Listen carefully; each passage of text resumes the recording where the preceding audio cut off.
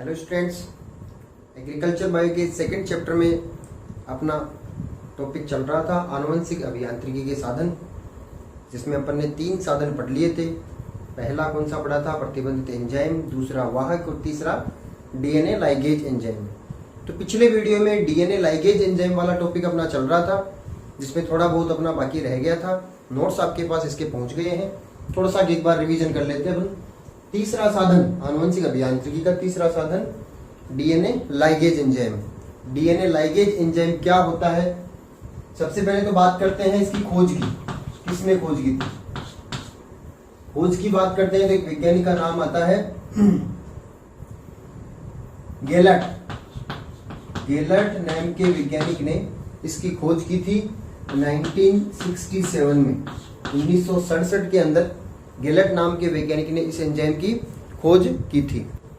किस जीव में से खोज की थी इसकी बात करते हैं तो ई-कोलाई जीवाणु और T4 फेज, एक जीवाणु भोजी का नाम है T4 फेज और एक ई-कोलाई जीवाणु का नाम है। तो ई-कोलाई जीवाणु और T4 फेज में मार्टिन गेलट ने 1967 में डीएनए लाइगेज एंजाइम की खोज की थी। तो किसने की खोज? तब तो नाम आ जाएगा मार्टिन गेलट। और किसमें की थी तो आ जाएगा नाम ई-कोलाई, जो एक जीवाणु का नाम है, वह T4 फेज। T4 फेज एक जीवाणु भोजी का नाम है। इन जीवों के अंदर मार्टिन गेलट ने सबसे पहले डीएनए लाइगेज एंजाइम की खोज की थी। डीएनए लाइगेज एंजाइम क्या होता है, क्या कार्य करता है, इसके बारे में अपन बात करते हैं। तो डीएनए लाइगेज एंजाइम एक ऐसा एंजाइम है जो 2 डीएनए खंडों को आपस में जोड़ने का काम करता है। पिछले वीडियो में थोड़ा मैंने आपको बताया था कि 2 डीएनए खंड कौन से हो जाएंगे, एक तो प्लाज्मिड वाला वाहक डीएनए और एक ना वांछित डीएनए खंड या वांछित जीन। 2 टुकड़े हो गए क्योंकि अपन ने वाहक डीएनए को काटा है रेस्ट्रिक्शन एंजाइम से, काट करके वो टुकड़ा निकाल दिया और उसकी जगह पर अपन को वांछित जीन या डीएनए खंड जो होता है उसको जोड़ना है। तो काटने के लिए प्रतिबंधित एंजाइम हो गया, मगर जोड़ने के लिए भी तो चाहिए ना। पुनर्योगज डीएनए बनाने के लिए एक डीएनए के साथ में दूसरे डीएनए का खंड जोड़ना है अपन को। तो ये जोड़ने के वाला जो एंजाइम होता है उस एंजाइम को कहते हैं DNA ligase enzyme. DNA ligase enzyme का काम क्या होता है? वाहक डीएनए और वांछित जीन को आपस में जोड़ना, अर्थात 2 डीएनए खंडों को आपस में जोड़ने का काम कौन करता है? DNA ligase enzyme. ये आपको ध्यान में रखना है, इसका महत्वपूर्ण कार्य एक ही कार्य है, ये 2 डीएनए खंडों को आपस में जोड़ना। और जोड़ने के लिए इसकी जो क्रिया विधि होती है उस क्रिया विधि को संपूर्ण करने के लिए 2 सहकारकों की आवश्यकता होती है। यानी ये एंजाइम सक्रिय बना रहे, इसकी क्रिया विधि संपूर्ण हो, उसके लिए 2 सहकारक की आवश्यकता होती है। 2 सहकारक कौन से होते हैं?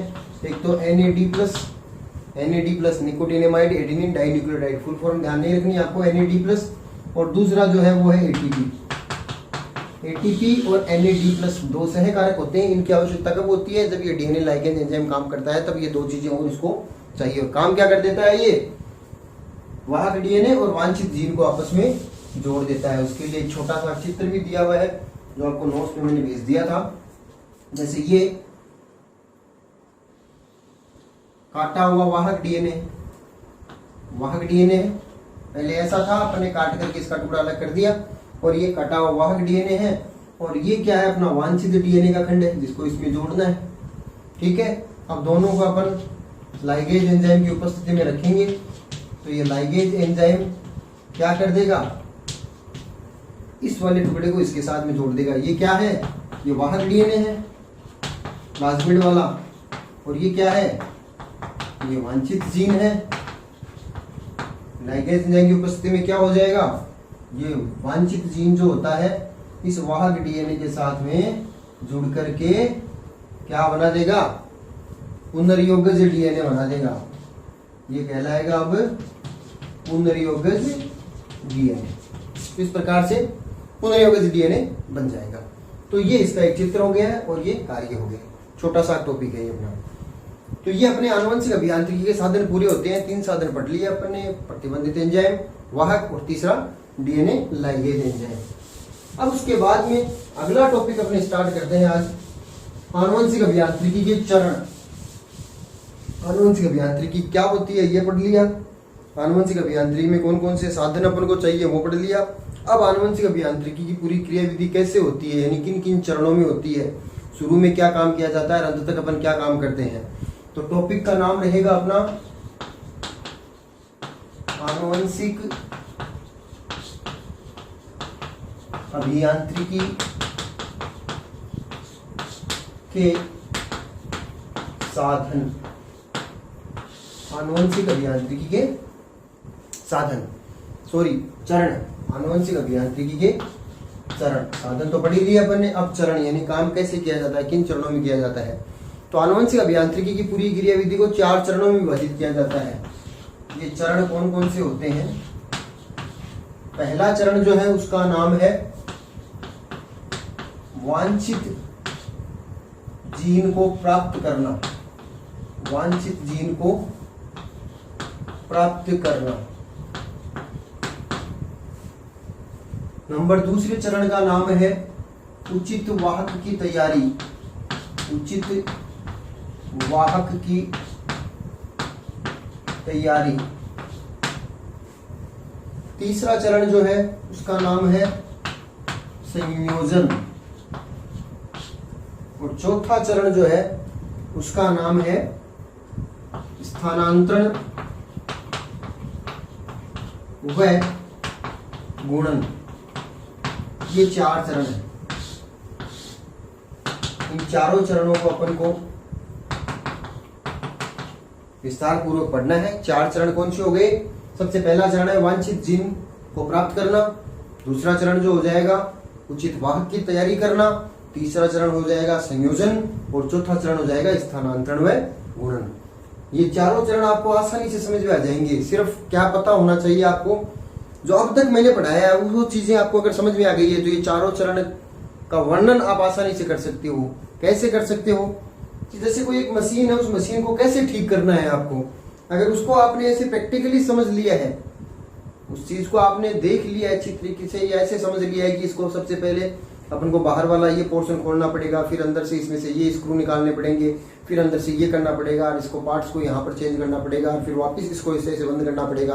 तो ये एक बार चीज अपन देख लेते हैं तो पूरा दिमाग में फिट हो गया है, उसके बारे में अपन बता सकते हैं आसानी से।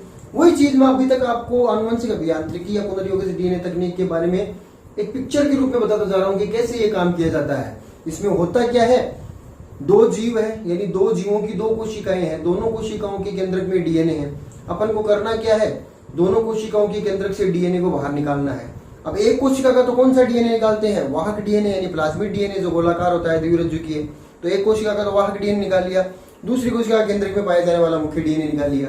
अब अपन को क्या करना है, जो मुख्य डीएनए जो है ना, उसमें कोई एक ऐसा डीएनए का खंड या जीन है जो अच्छे लक्षणों वाला है, उसको अपन को इस वाहक डीएनए के साथ में जोड़ना है। तो काटना दोनों को ही पड़ेगा। उस वांछित जीन को अलग करने के लिए अपन को उसके डीएनए को काटना पड़ेगा, तब वांछित जीन का टुकड़ा अलग होगा।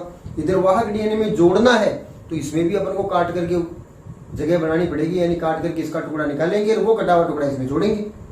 जोड़ने के बाद में क्या बन गया, पुनर्योगिक वाहक डीएनए। उस पुनर्योगिक वाहक डीएनए से अपन को क्या करना है, जो अपन ने वांछित जीन जो डाली है ना वाहक डीएनए में, उस जीन की क्लोनिंग करनी है, यानी उस जीन की बहुत सारी प्रतियां यानी कॉपी तैयार करनी है। आपको बताया था मैंने, वाहक का ये भी काम होता है जीन की क्लोनिंग करना। जो एक कॉपी जीन जो है ना, उसकी अनेक कॉपी अपन को तैयार करनी है, तो वाहक डीएनए के साथ में जोड़ दो। वो वाहक डीएनए अपने जैसे ही बहुत सारी वाहक डीएनए जब बनाएगा तो साथ में अपने वांछित जीन की भी बहुत सारी कॉपी तैयार हो जाएगी। क्यों हो जाएगी, क्योंकि वाहक डीएनए जो होता है उसमें प्रतिकृति पुनरावर्ती स्थल पाए जाते हैं। प्रतिकृति पुनरावर्ती स्थल का मतलब वैसे जीन पाए जाते हैं जिनकी उपस्थिति से वाहक डीएनए हूबहू अपने जैसा दूसरा एक और बना देता है। जब वो दूसरा बनेगा तो उसके साथ में अपने जो वांछित जीन या डीएनए का खंड जो जोड़ा है ना, वो भी दूसरा एक नया बन जाएगा। मगर वो कहाँ बनेगा, वो उस कोशिका के अंदर ही जाकर के अपनी कॉपी तैयार करेगा जिससे उसको निकाला था। यानी जिस कोशिका से वाहक डीएनए को बाहर निकाला था ना, उस कोशिका में उसको वापस डालना पड़ेगा। उस कोशिका के अंदर वो अपनी प्रतिकृति करेगा और अपना जैसा दूसरा बनाएगा, और जब दूसरा बनाएगा तो वांछित जीन भी दूसरा बन जाएगा। ये कहानी आपको मैंने अभी वर्बली बताई है, बोल करके बताई है, अभी इसको डायग्राम से भी करके देखेंगे। और चारों चरणों के अंदर ये सभी काम हुए हैं। अब 4 चरणों में कैसे हुए, सबसे पहला काम क्या होता है, सबसे पहला चरण है अपने पास वांछित जीन को प्राप्त करना। भाई सबसे पहला काम तो ये होना चाहिए ना कि वांछित जीन तो चाहिए अपन को, किस जीन को जोड़ना है वाहक डीएनए में, या अपना अच्छे लक्षणों वाला जीन कौन सा है जिसकी अपन की अनेक प्रतियां तैयार करनी है। तो सबसे पहले तो वो जीन अपन को चाहिए। तो इसके लिए क्या किया जाता है, वांछित जीन की प्राप्ति करने के लिए कोई भी जीव जो है उस जीव की अपन को एक कोशिका चाहिए। ये कोशिका होगी, इस पहले चरण के बारे में बता रहा हूं आपको मैं।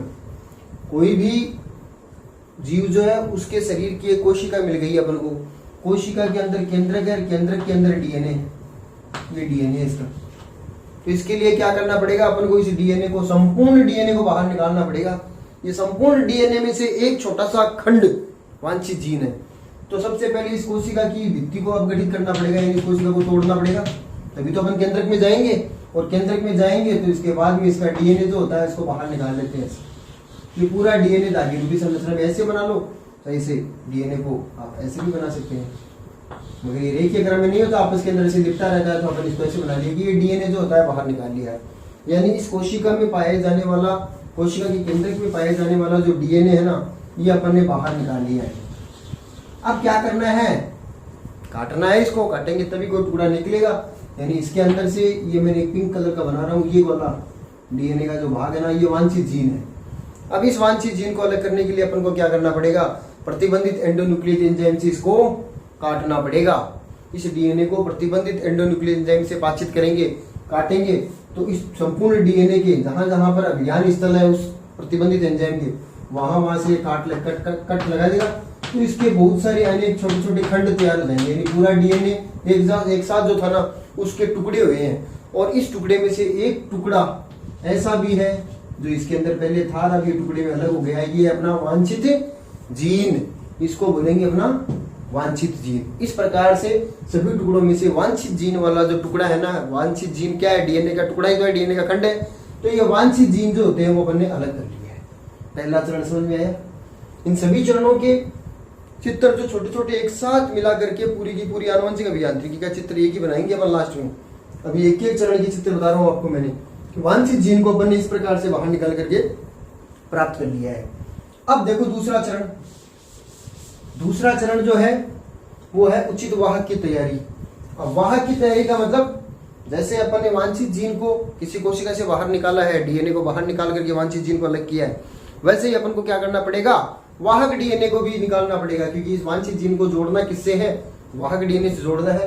तो इसके लिए अपन ने मान लिया कि ये ई कोलाई जीवाणु जो है उसकी अंदर पाया जाने वाला जो प्लाज्मिड वाहक डीएनए ना, ये प्लाज्मिड वाहक डीएनए अतिरिक्त डीएनए के रूप में, इस वाहक डीएनए को बाहर निकाल लेंगे। ये अपन ने बाहर निकाल लिया है, वाहक डीएनए बाहर निकाल लिया। अब अपन को क्या करना है, तैयारी करनी है। इसकी तैयारी करने का मतलब, इसमें से उतना ही बड़ा खंड काट करके उसको अलग करना है जितना अपना वांछित जीन है।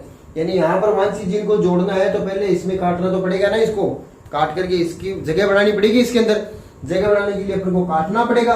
यानी इसको भी एक प्रतिबंधित एंडोन्यूक्लियस एंजाइम से काटना पड़ेगा। मगर किस प्रतिबंधित एंडोन्यूक्लियस एंजाइम से काटेंगे, अच्छी बात यह है समझने वाली, अपन को उसी प्रतिबंधित एंजाइम से इसको काटना पड़ेगा जिस प्रतिबंधित एंजाइम से पहले वाले चरण में अपन ने वांछित डीएनए को काटा था, वांछित कोशिका वाले डीएनए को काटा था ना, छोटे छोटे टुकड़े अलग करने के लिए। उसी प्रतिबंधित एंडोन्यूक्लियस एंजाइम से इस वाहक डीएनए को काटेंगे। क्यों काटेंगे, कारण आपको अच्छी तरह समझ में आ रहा होगा कि दोनों के किनारे समान बन जाए। वो काटा गया खंड यहाँ पर बिल्कुल एग्जैक्ट वैसा का वैसा फिट हो जाए, इसलिए उसी प्रतिबंधित एंडोन्यूक्लियस एंजाइम से इस डीएनए को काटेंगे। ऐसे अपन काट देंगे और काट करके ये वाला टुकड़ा जो होता है इसको तो बाहर निकाल देंगे और इसको बिल्कुल ऐसे रख लेंगे। वाहक तैयार कर लिया अपन ने। यानी इस प्रकार से वाहक डीएनए कटा हुआ वाहक डीएनए अपन ने तैयार कर लिया। बस इस चरण के अंदर अपन ये काम करेंगे। ध्यान ये रखना है कि वाहक डीएनए को उसी प्रतिबंधित एंजाइम से काटते हैं जिसको अपन ने पहले चरण के अंदर वांछित जीन को काटने में काम में लिया था। ये हो गया दूसरा चरण, ठीक है। तीसरा चरण जो है उसके अंदर क्या है, संयोजन। संयोजन का मतलब लाइगेशन, यानी जोड़ना। अभी आपको बताया मैंने, डीएनए लाइगेज एंजाइम वाला काम काटने वाला काम हो गया, अब जोड़ने वाला काम करना है। तो इसमें क्या करना है अपन को, जो तैयार किया हुआ वाहक डीएनए जो है ना अपना, यानी काटा हुआ, उस वाहक डीएनए के साथ में अपना जो वांछित जीन जो है ना, वांछित जीन या वांछित डीएनए का खंड जो अपन ने इसी एंजाइम से काटा था जिससे इसको काटा था, वो टुकड़ा यहाँ पर जोड़ देना है। संयोजन का मतलब ये जोड़ दिया अपन ने। तो वापस वर्ताकार बन गया पूरा। मगर यहां पर वो जीन या वो डीएनए का खंड आ गया जो किसी दूसरे जीव में था, यानी ये अच्छे लक्षणों वाला जीन है जो अपन ने इसके अंदर डाल दिया है। तो है तो पूरा डीएनए, मगर इस डीएनए का नाम क्या हो गया है? अब ये बन गया है पुनर्योगज डीएनए। इसी को तो पुनर्योगज डीएनए बोलेंगे।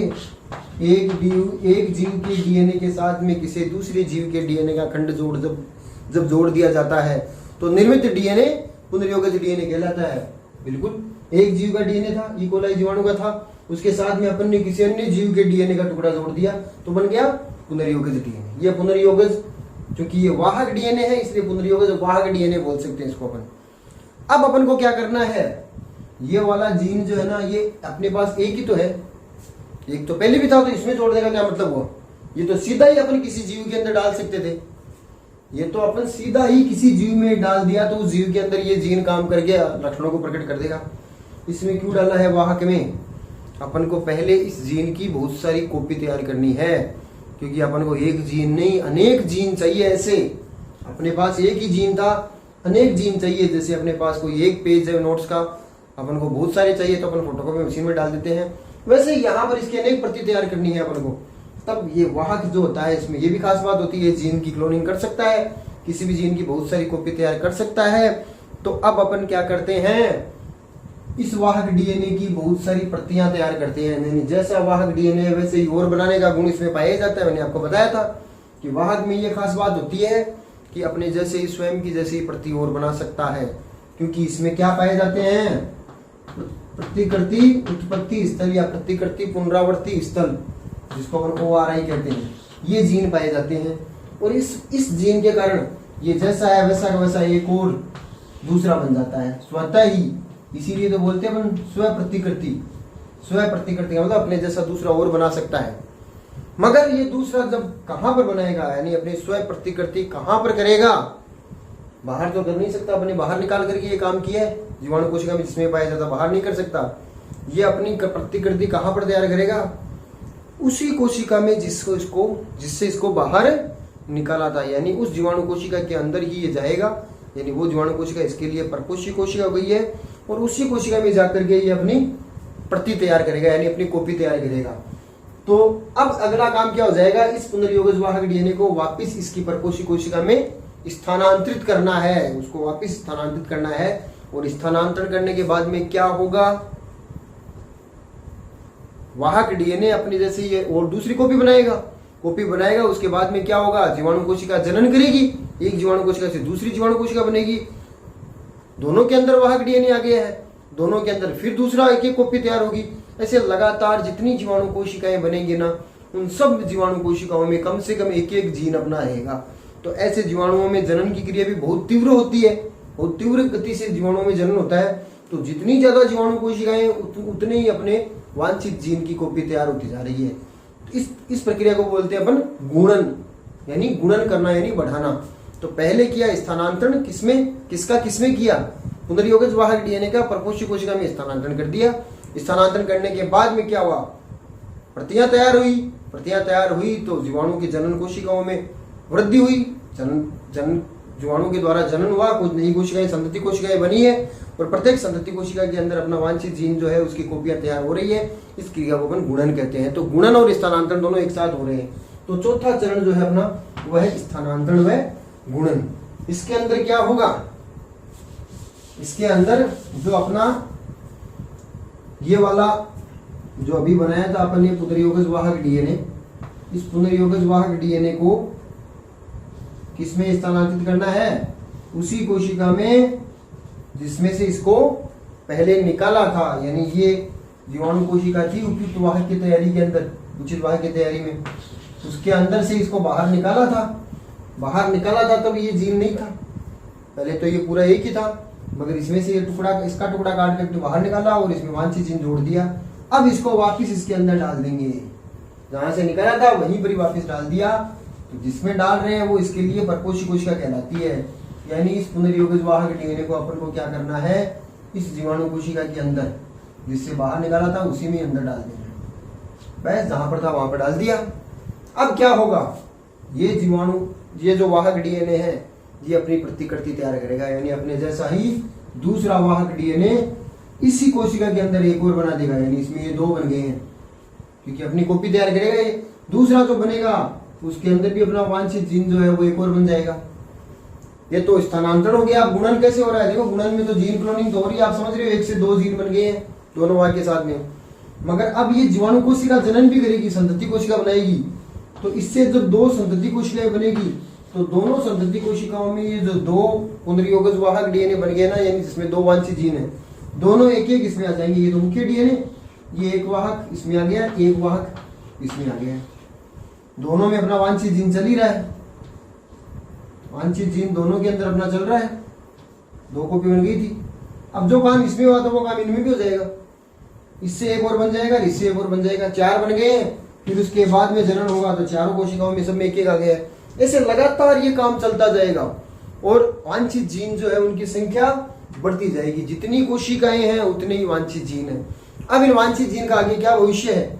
या तो इनका वैसे ही संवर्धन करो, संवर्धन माध्यम पर जीवाणुओं के अंदर ये जीन जो होते हैं जिस प्रोटीन को बनाते हैं, जो अपना वांछित उत्पाद है, इन जीन से कोई ना कोई वांछित उत्पाद या प्रोटीन बनेगा, तो औद्योगिक स्तर के ऊपर इन जीन से अपन वांछित प्रोटीन को वैसे प्राप्त कर सकते हैं, या इन जीन्स को यहाँ से निकाल करके, फिर इनमें से काट करके निकाल करके और इस जीन को सीधे ही किसी जंतु या पादप के अंदर स्थानांतरित कर देते हैं, जिससे उन जंतु और पादपों के अंदर भी अच्छे लक्षण विकसित हो जाते हैं, क्योंकि जीन लक्षणों को उत्तरदायी करते हैं, लक्षणों के लिए उत्तरदायी होते हैं, तो वांछित लक्षण उन पादपों और जंतुओं में भी आ जाएंगे। तो ऐसे पादप या जंतु, यानी अपन जीव बोल सकते हैं, जिनके अंदर किसी बाह्य जीन का स्थानांतरण किया जाता है, उनको अपन पराजीनी या ट्रांसजेनिक जंतु कहते हैं, या ट्रांसजेनिक पादप कहते हैं, जो इस चैप्टर में अपन आगे भी बढ़ेंगे। ट्रांसजेनिक जीव बनाना, यानी ये वांछित जीन किसी सीधे जीव के अंदर स्थानांतरित कर दिया ना अपने पादप या जंतु में, उनको बोल देंगे ट्रांसजेनिक जंतु। तो इस प्रकार से आनुवंशिक अभियांत्रिकी के चरण है, जिसमें ये 4 चरण, चारों चरणों के अलग अलग डायग्राम बना के मैंने आपको बताए हैं। अगले वीडियो में इन चारों चरणों का एक सामूहिक डायग्राम बनेगा, अलग अलग डायग्राम नहीं, सबका एक सामूहिक डायग्राम बना करके फिर से इसका एक रिवीजन करेंगे, फिर उसके बाद में अगला टॉपिक हम स्टार्ट करेंगे। Thank you.